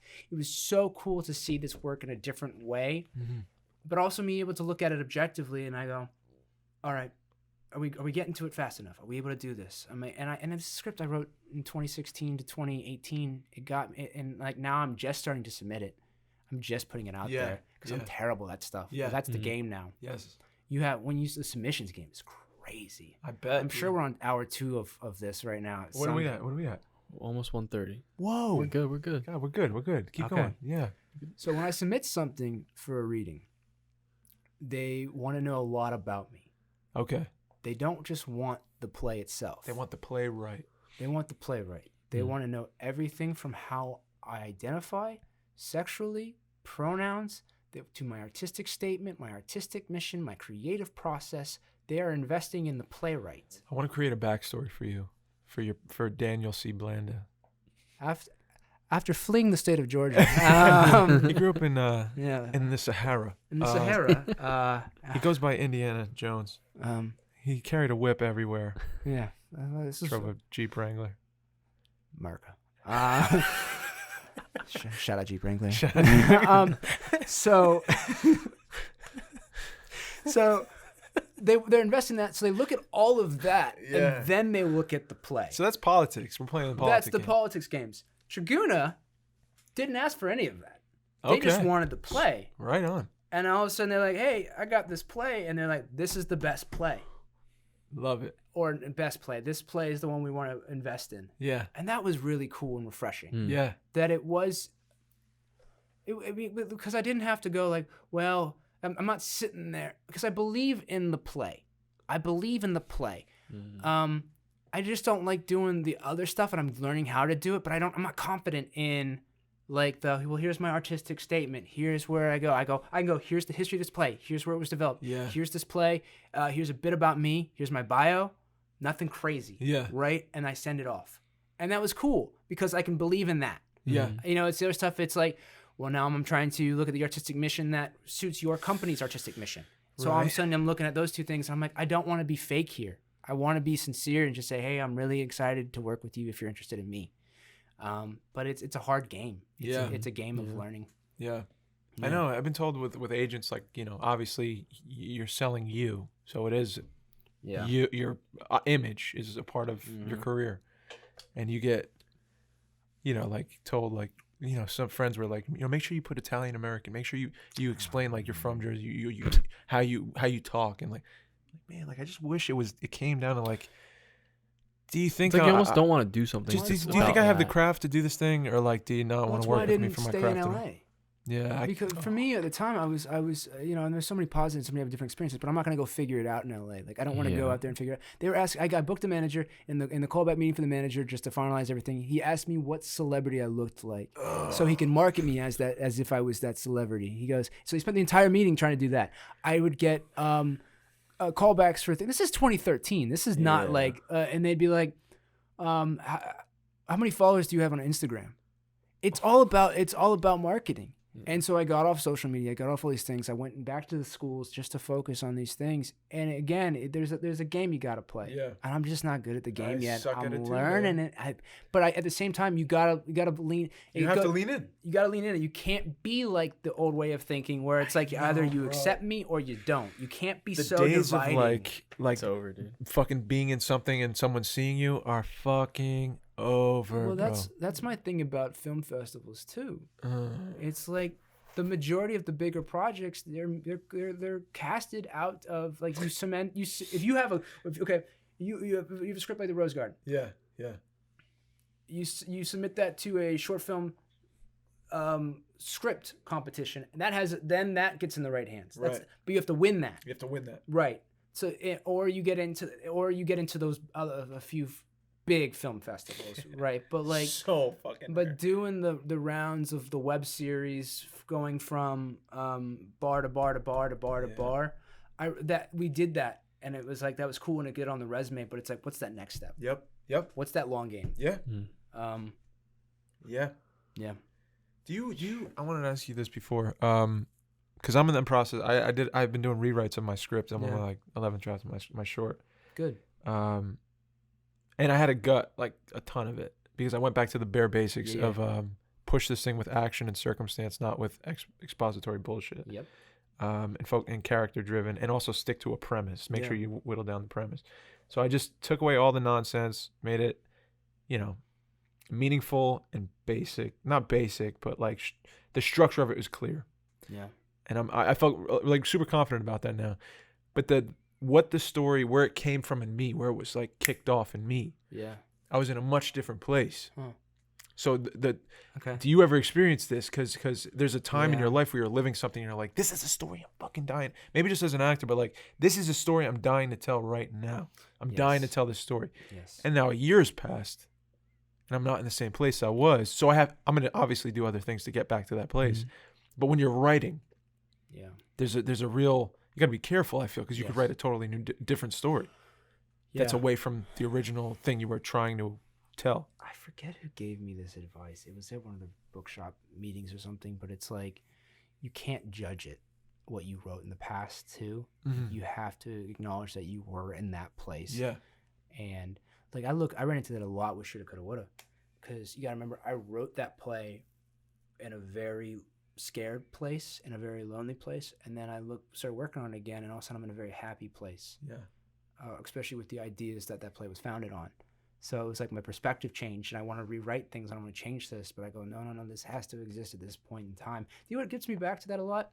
I build playlists for what I'm writing. Oh, I love that. Me too. I build playlists for that time, and say like, okay, this is where I'm at, and I let that music kind of be like, what is this like for me? Yeah. Like I started working with this play, was battling substance abuse. And I was like, okay, well, let me build, what is this like? What is this going like? And I built that playlist.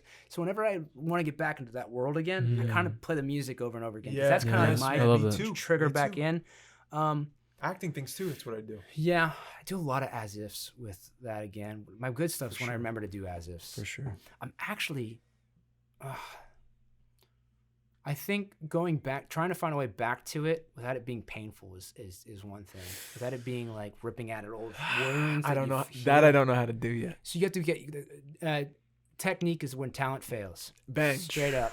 Technique is there when your talent, your ability to choose and make these decisions, and like speak and to improvise. Yes. Just isn't there. Well, let's look at this technically. That's when you become a writer. Yes, man. It's not the first draft. Yes. It's draft 34 when you're sweating, bleeding in the streets, and you're going, this fucking blows, and I got a room full of people telling me that this fucking blows, but they are really not saying that, but I think they're saying that. Yeah. Those are the moments where you go, I got to really dig deep here. I've actually identified that my weakest part of my writing is plot. Okay. Plot is actually my weak. I can fucking write dialogue to save my ass all day, but I'm just bullshitting after a while. Got you. So then I start doing projects and exercises that are like no dialogue, just behavior, just the weaknesses you gotta fucking work out. But more. I don't want to do them. I know, dude. We were always taught that though. Do you know what's helped? Sports journalism helped me. Who? Sports journalism has helped me. Oh yeah, fucking. He's a sports journalist now too. Really? Yeah, right for the New York York Rangers, bro. Shout out New York Rangers. Shout out New York Rangers. Better do something this season. Thanks so much. So it's so cool is that they fucking because I'm writing for them. Yeah. I can't change what happened. Yeah, the game happened. It happened. So how do I tell the story of it happening? So all of a sudden I can be fun and creative in the way, but it's like point A to point B. Did the puck go in the net or not? Yeah. Okay. Cool. Yeah. Cool. So that's been helpful. So finding triggering myself. We had hour 2:45. Day 3. That's so interesting. Though. That is interesting, right? I just love how you've taken your life. You've always since I've known you, the way you've come up is like you aspire for something, then you pick up and you go chase that thing, whether it be in a different state. You immerse yourself in the thing. I have a good partner that lets me do that. For sure. For sure. I would not be at Boston University if it wasn't for a partner who kept me honest and called me on it when I wasn't being a dummy. Yeah. She'll look at me and be like I was like, I wanted to do this other writing program. And we talked about it recently. I go, I really think that this could da. And she was like, I think you're done with school. Yeah. You're past this. Wow. What are you going to learn from this that you don't already know how to do or know how to teach yourself? Yeah. Do you need another person? Because then you're just becoming the person you don't want to be. Then you're just becoming the person who sits in the classroom and you're just doing classroom acting again, or you're doing classroom writing again. And that was a thing with Playhouse is we were just keeping good acting in the classroom. Yeah. Where was it going? Who was seeing it? Right. Getting in the right hands. And also we got all this good work burnt out. Yeah. And we're not able to tap in and be honest and truthful. And all of a sudden we're looking back on it and going, if only we had done this. If I had told myself something, I would have started doing regional theater so fast. I had something in my head about if I was going to be an actor, I had to stay in New York. Leaving New York didn't make no. You need to go get the credits outside to come back and battle. You have to come to leave to come back. You have to be wanted. And I had it in my head. I had to do a lot of growing up. But I realized that you kind of had to gut check, like, no, you're not better than anything. Yeah. You got to go learn how to operate. Huge lesson right now I'm feeling, dude. You're not better. I said it last week. You're not better than anything. No. Yep. And I don't you're know not better than anything. I think that was my big problem when I first came. It's like, I'm in New York. I'm doing New York theater. I don't have an equity credit. Yeah. This was my first equity show as a writer. Like, yeah, I've had productions, sure. Yeah. I don't have any of these things. I'm like, if had I gone back, I've been like, I could have been on this path a little bit sooner. Looking back, it's 2020. Man. But I had to learn. Yeah, I had to learn. You had there's I don't regret the process at all, man. I don't Trust the process. Joel Embiid. Yeah. Shout out 76ers. 76ers. Philadelphia. Shout out. Goddamn. Shout out Benjamin Franklin. I feel like everything you're saying is gonna help a lot of people out. Yeah. No one. This is just me talking to myself. I'm gonna go home and listen and be like, this guy makes a lot of sense. We gotta hit the road, man. Do we really? Yeah, we gotta get to your show. Yeah, it's Is there anyone or anything that you'd like to shout out before we go? Also, anything you're doing, working on, obviously the show. Yeah. I'm going back to school. I'm excited about this play. By the way, selection process for the school was fucking rigid. He's not talking about it, but it was tough. Yeah. I mean, there was a lot of applicants, and I was very lucky. Yeah, you're very talented. I got on a lot of buses to go and shake hands, say hello. I think right now I'm just working on some stuff. Just writing. I don't know. I don't have it. We'll see what the future holds. But I'm gonna have this pilot. I'm gonna share that at some point. Awesome. There's some cool stories from there. It's gonna be called Hybrid. I didn't want the name initially, but I don't know. Here's the poll question for you. What's the better title? Hybrid, as in HIGH bread, or Pre-Medicinal?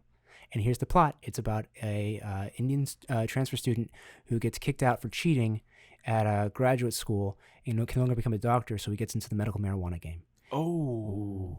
I want to say hybrid for me right now. Okay. Hybrid? That's what I'm going to say. There you go. See, this is why. Sometimes. We'll poll this.